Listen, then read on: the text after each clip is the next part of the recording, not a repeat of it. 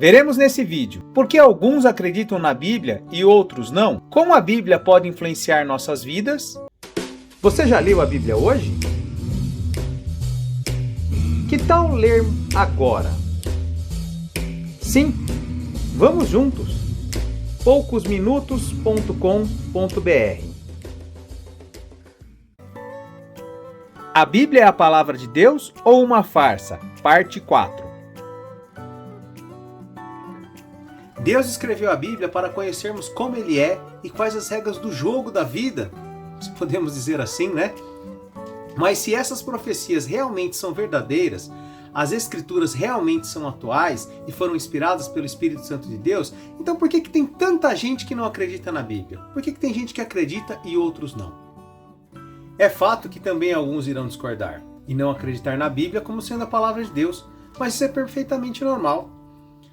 E Deus respeita a decisão de não crer das pessoas. Deus não impõe a sua vontade nunca. Olha o que ele diz em Apocalipse 3,19.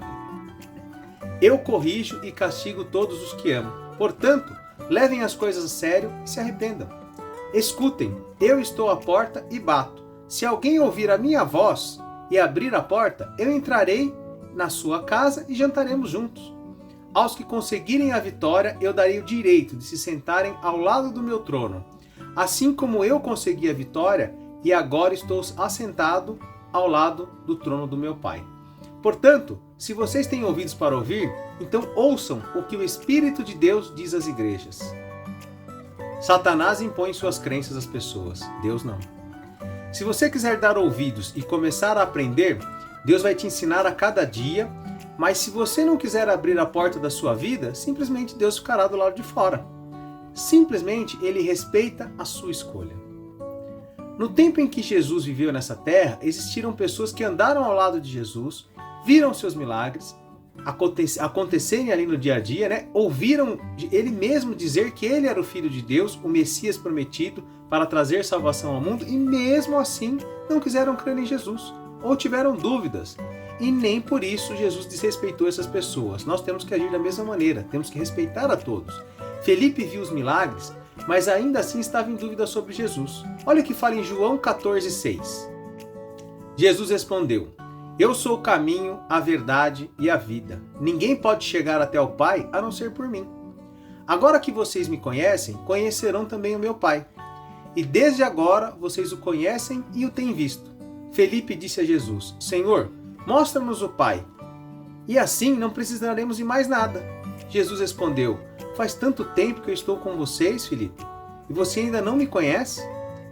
Quem me vê, vê também o Pai. Por que é que você diz, mostra-nos o Pai? Será que você não crê que eu estou no Pai e que o Pai está em mim? Então Jesus disse aos discípulos: O que eu digo a vocês, não digo no meu próprio nome. O Pai que está em mim é quem faz o seu trabalho. Creiam no que eu lhes digo. Eu estou no Pai e o Pai está em mim. Se vocês não crerem por causa das minhas palavras, creiam pelo menos por causa das coisas que eu faço. Jesus também confirma que ele é o Messias. Vamos ler Mateus 16:13. Jesus foi para a região que fica perto da cidade de Cesareia de Filipe. Ali perguntou aos discípulos: Quem o povo diz que o Filho do Homem é? Quem o povo diz que eu, Jesus, sou? Eles responderam: Alguns dizem que o Senhor é João Batista, outros dizem que é Elias, e outros dizem que é Jeremias ou algum outro profeta. E vocês? Quem vocês dizem que eu sou? Perguntou Jesus. Simão Pedro respondeu: O Senhor é o Messias, o Filho do Deus vivo. Jesus afirmou: Simão, filho de João, você é feliz porque essa verdade não foi revelada a você por nenhum ser humano, mas veio diretamente do meu Pai que está nos céus.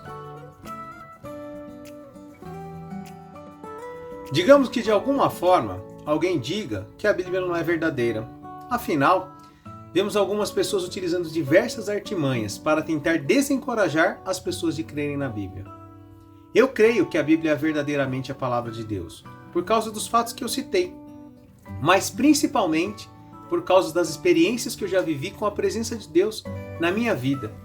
E isso todos podem negar, mas eu nunca vou poder negar como Deus já agiu inúmeras vezes na minha vida e também como eu tenho visto Deus agindo na vida de pessoas que conheço.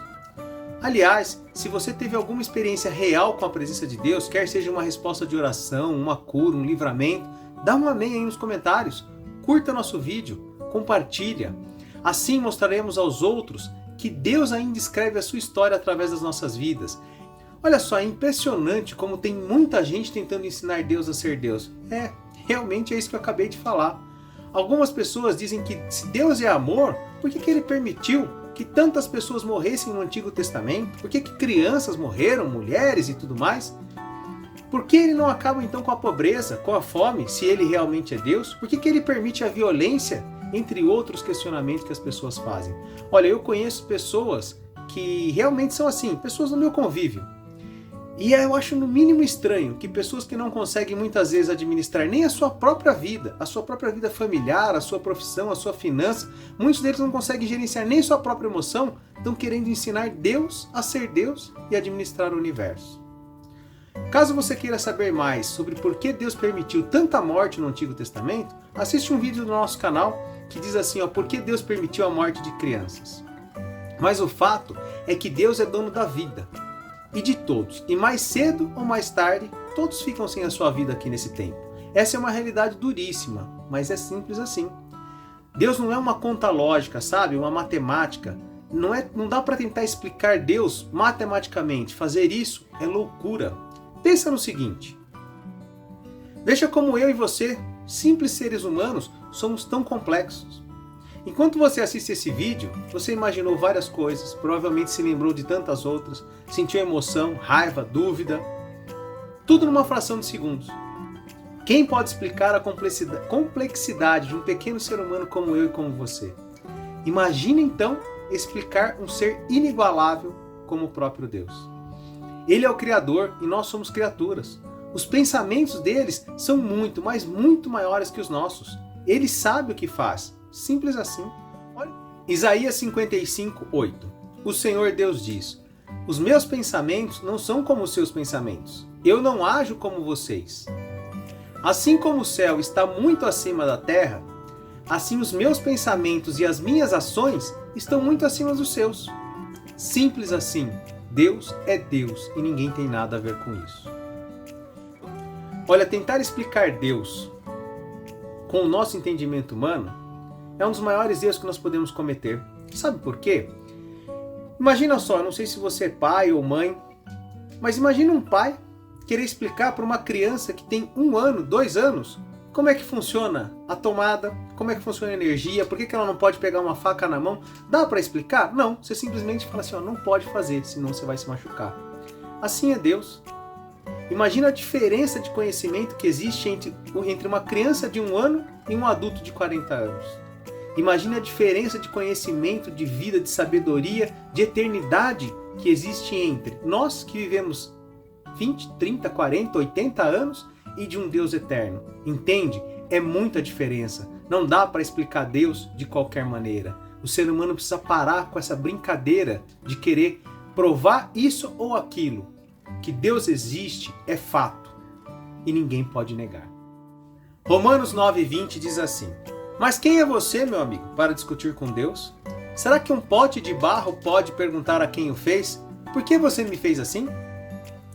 Pois o homem que faz o pote tem o direito de usar o barro como ele quer. Do mesmo barro, ele pode fazer 2 potes. Um pote para um uso especial e outro para um uso comum. Na verdade, o que as pessoas mais precisam não é provar a existência de Deus. Sabe o que elas mais precisam?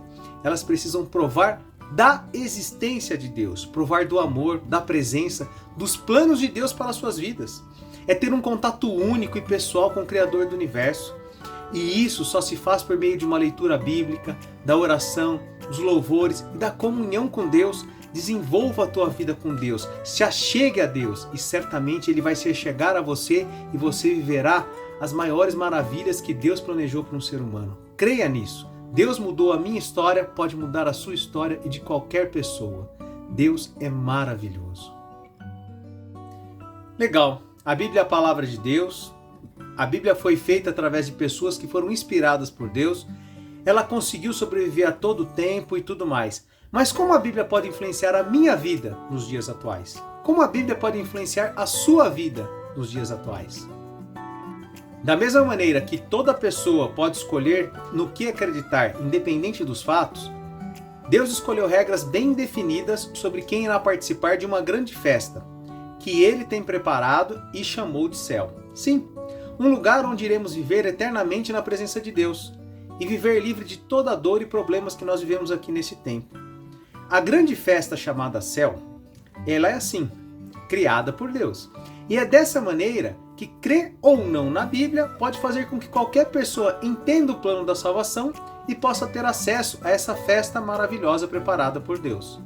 Essa é a visão de João sobre o céu prometido. Vamos ler Apocalipse 21, versículo 1. Então vi um novo céu e uma nova terra. O primeiro céu e a primeira terra desapareceram, e o mar sumiu. Eu vi a cidade santa, a nova Jerusalém, que descia do céu. Ela vinha do céu enfeitada e preparada, vestida como uma noiva que vai se encontrar com o noivo. Ouvi uma voz que vinha do trono, o qual disse: Agora a morada de Deus está entre os seres humanos.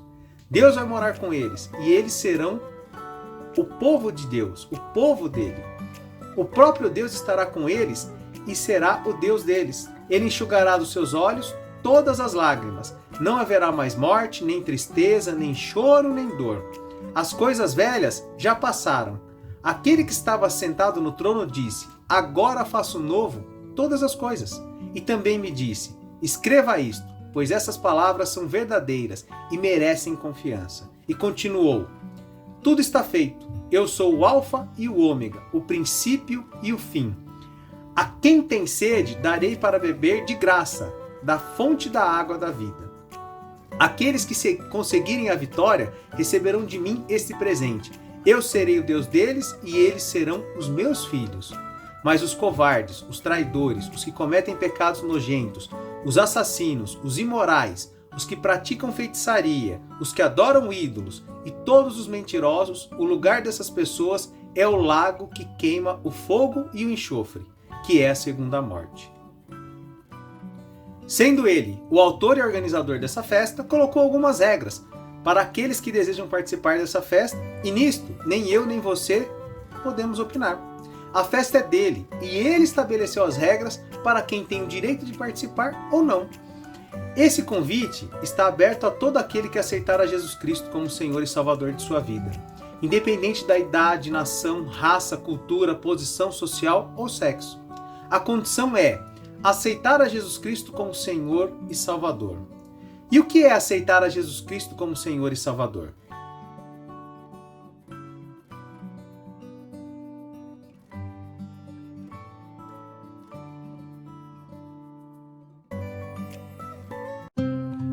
Conhece alguém que tem dificuldades em ler a Bíblia? Compartilhe. Talvez podemos ajudar. poucosminutos.com.br